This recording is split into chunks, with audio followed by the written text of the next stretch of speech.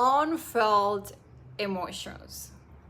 Have you ever felt like a situation that is presenting in your life, it feels more activating and triggering than your awareness knows that it should, how it should feel like? You're like, okay, intellectually I think this shouldn't be making me feel this way, and you're like, yeah, this is kind of confusing and overwhelming to kind of figure out why this is feeling so activating for me.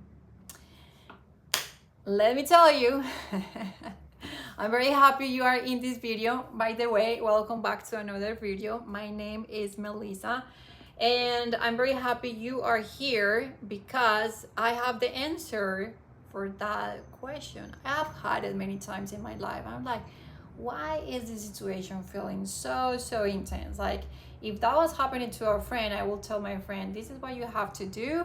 And yeah, it's like looking from outside, you're like, this is not as bad, but somehow you're feeling so anxious and so fearful.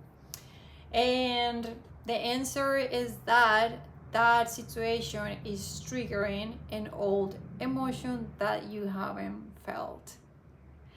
And I know it might sound a little scary and boring, like, oh my God, I need to go in the past, and what do you mean? Like, how do I know what I have to feel, and what if it's gonna feel stronger, or if it's going to make me feel worse? Let me tell you, there's so much power in feeling the unfelt emotions. There's so much beauty. So there are many ways to feel those unfelt emotions. Journaling is a very wonderful way. What you can do is writing down first, describing how you feel right now about the situation, and start going in the past. Like, this situation is making me feel unworthy. It's making me feel like life is unfair. You know, we all experience life in different ways. And whatever you're feeling, like, allow yourself to, even if it's something silly, because that was my case. I was like, how come I'm feeling this way? Like, this is kind of silly. Don't judge the way you're feeling. Just get curious and just write it down. Okay, I feel like life is unfair. Like, I have to do too much. I have to work too much. And even though I do my best, things are unfair. And what you start doing is that you go back in your life and you start listing the times that you felt exactly like that. It is crazy if you're new to this practice to work with your emotions this way. Let me tell you, it is magic what you can find. You always find other situations when you felt exactly the same way. It might look different. It might have presented with different people in different scenarios, but the emotion is always the same. So what you want to do is to go as far as you can in the past. And once you get to the root the root emotion, yeah, we can say that. What you want to do is to feel everything that is in that memory. There are many ways to do this. I've been sharing on my videos, I like doing breath work, I like doing yoga. I recently started doing different breath work. It's a somatic breath work. Yoga does it for me a lot of the times. I like to find yoga studios and yoga teachers that are more on the spiritual side, and a lot of the poses, the opening heart opening poses, allow me to have the release of emotion. So I come with intention. Once I know the story about, the exercise I just explained, once I know the root and the story around it, how I felt in the past, I like going to either a yoga class or I like to do the breath work, the somatic breath work. So I go into these experiences, these practices with the intention.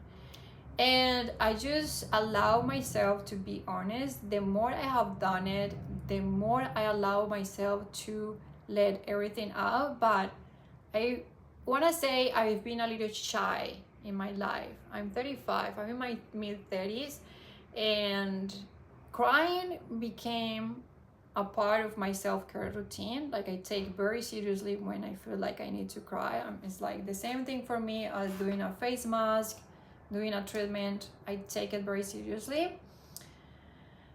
But I have to say, I was shy with letting my emotions out.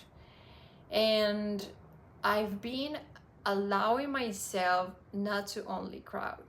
I'm sorry. I've been allowing myself to scream. You know, when you are at a yoga class and they tell you that you can make noises when you are doing the one that you're holding your feet. Okay, I will just put it here because I forgot the name of the pose. When you're doing a yoga flow, sometimes the teachers tell you to make noises like or things like that, and I was always very shy. I was like, I'm not, that's so embarrassing, I'm not gonna do that. And the older I am, you know, the more you don't care about anyone else, so the more I'm like doing all the wild things.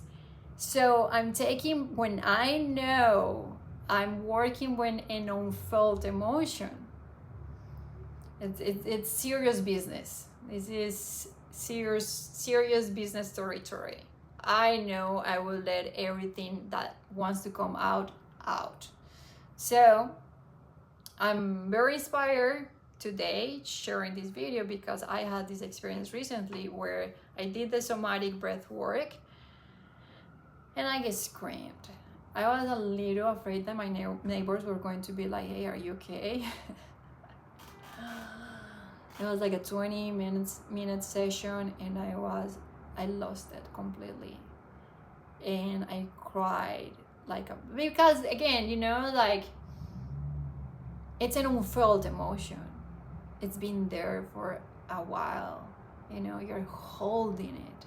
So it's way more intense than the emotion you just had about something that is not connected with your past, you know? It's a very different intensity in your body. So with unfelt emotions, I want to insist that the more you can let it out, the more you allow to yourself to scream, I'm thinking now that if you're not into breath work, if you're not into meditation, yoga, or any of these things, I remember, I just had the memory. I have a friend that goes to this place in San Francisco where you can break things. I don't know the name of these places. So what you're doing, it's like you're letting all these anger come out. Like, find your way. You can go to a forest, honestly, and scream. Find your own way how to have this release. But of course, do it with the intention of feeling that unfelt emotion, with the intention of releasing what's being stored from the past, right? And for a while, you know, it's like, don't do it for 2 minutes. Like, be there with emotion. And I would say, like, once you connect with emotion, I'm sure you're gonna feel it. Like, I've been like, when I was screaming, I was just like crying like a little baby, like letting it out. Like, I wouldn't stop, and I didn't want to stop it. You can also play some music that makes you emotional. Find your own way. What happens after, of course, is you have an amazing release. You feel way lighter, I'm sorry. And there's this other very powerful thing about when you feel these emotions and you have an integration.